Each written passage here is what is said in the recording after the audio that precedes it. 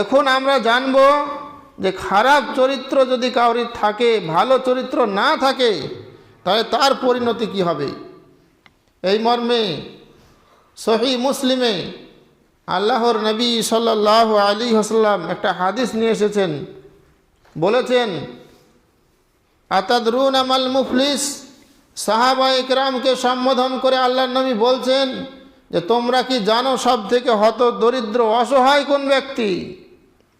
সাহাবায়ে কেরাম বলছেন, আল মুফলিসু ফিনা মান লা দিরহাম লাহু ওয়ালা মাতা।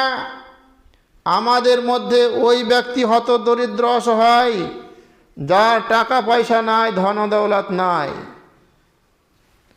আল্লাহর নবী সাল্লাল্লাহু আলাইহি ওয়াসাল্লাম সাহাবায়ে কেরামকে সম্বোধন করে বলছেন, হে সাহাবায়ে কেরাম, তোমরা শোনো, প্রকৃতপক্ষে হত দরিদ্র অসহায় ওই ব্যক্তি, আল মুফলিসু মিন উম্মতি মান ইয়াতি ইয়াউমাল কিয়ামাতি বিসলাতিন ওয়া সিয়ামিন ওয়া যাকাহ। আমার উম্মতের মধ্যে প্রকৃত হত দরিদ্র অসহায় ওই ব্যক্তি যে কিয়ামতের দিবসে নামাজ, রোজা, যাকাত, বিভিন্ন নেকির পাহাড় নিয়ে সে উপস্থিত হবে। ওয়ায়াতি কদ শাতামা হাদা ওয়া কাযাফা হাদা ওয়া আকালা মাল হাদা ওয়া সাফাকা দামা হাদা ওয়া দারাবা হাদা। সাথে সাথে ওই ব্যক্তি পৃথিবীতে কাউকে গালি দিয়েছে, কারো পরনিন্দা করেছে, কাউকে কঠোর ভাষা বলে কষ্ট দিয়েছে, অকথ্য ভাষায় গালিগুলোজ করেছে, কারো প্রতি কারোর অপবাদ লাগিয়েছে, কারো মাল অন্যায়ভাবে সে ভক্ষণ করেছে, কাউকে প্রহার করেছে বা কাউকে মেরে রক্তে রঞ্জিত করে দিয়েছে। এই সমস্ত অন্যায় সে পৃথিবীতে করেছে। তাহলে পরকালে সে কিভাবে শোধ দিবে? সে তো অন্যের কাছে ঋণী হয়ে আছে, কিভাবে সে পরিশোধ করবে? আল্লাহর নবী সাল্লাল্লাহু আলাইহি ওয়াসাল্লাম বলছেন যে কিয়ামতের দিবসে তাকে নেকি দিয়ে শোধ করতে হবে। ফলে ফায়ুতা হাদা মিন হাসানাতিহি ওয়া হাদা মিন হাসানাতিহি। যাকে সে গালি দিয়েছিল তাকে কিছুটা নেকি কেটে দিয়ে দেওয়া হবে, যার উপর অপবাদ লাগিয়েছিল তাকে কিছুটা নেকি কেটে দিয়ে দেওয়া হবে, যাকে সে প্রহার করে রক্তে রঞ্জিত করে দিয়েছিল তাকে কিছুটা নেকি কেটে দিয়ে দেওয়া হবে। এইভাবে দিতে দিতে ফাইন ফানিয়াত হাসানাতুহু, তার সমস্ত নেকি যখন শেষ হয়ে যাবে তখন কি হবে?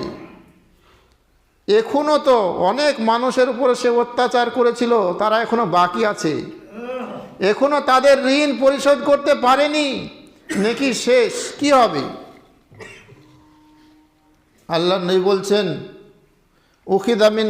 উখিদা মিন খাতায়াহুম ফাতুরিহাত আলাই। যাদের উপরে সে অত্যাচার করেছিল, যাদের কাছে সে ঋণী হয়ে আছে, তাদের গুনাহসমূহকে নিয়ে তার উপর চাপিয়ে দেওয়া হবে। এইভাবে করতে করতে তার গুনার পাহাড় জমা হয়ে যাবে।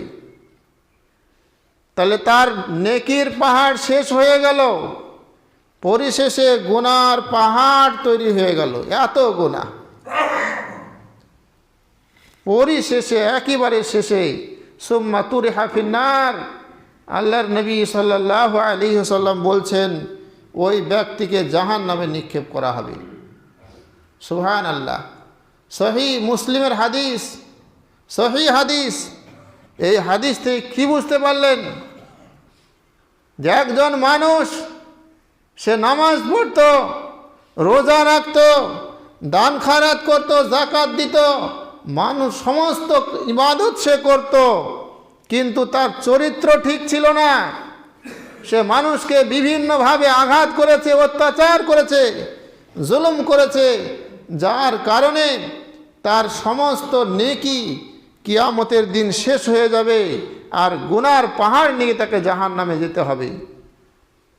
তাহলে এই ব্যক্তি হচ্ছে সব থেকে হতভাগা। আজকে আমরা ওই রকম মানুষের মধ্যে, ওই রকম মানুষের তালিকায় আসছি না তো?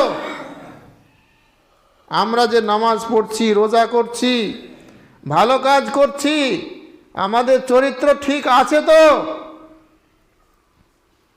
প্রত্যেককে মূল্যায়ন করার জন্য আমি বলছি, আত্মসমীক্ষা করার জন্য বলছি।